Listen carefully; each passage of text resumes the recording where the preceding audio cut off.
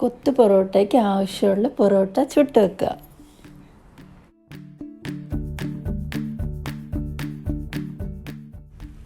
ഒരു പാൻ ചൂടാക്കി എണ്ണ ഒഴിച്ച് അതിൽ ചില്ലി ഫ്ലേക്സ് ആഡ് ചെയ്യണം. അത് കഴിഞ്ഞ് ജിഞ്ചർ ഗാർലിക് പേസ്റ്റ് ആഡ് ചെയ്യാം. സ്ലൈസ് ചെയ്ത ഓണിയൻ, ഗ്രീൻ ചില്ലീസ്, കറി ലീഫ് ചേർത്ത് നന്നായി വഴറ്റുക.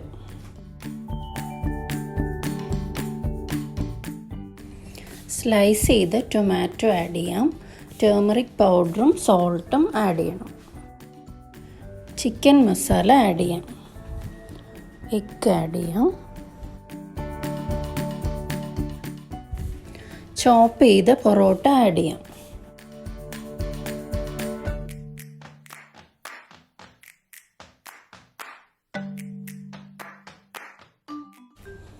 എല്ലാം നന്നായി മിക്സ് ചെയ്ത് എഗ്ഗ് നന്നായി വേവിച്ചെടുക്കാം.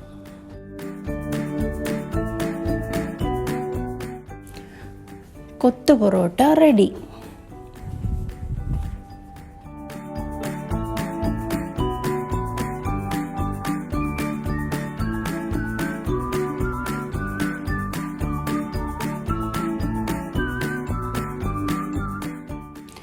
Please like, share and subscribe.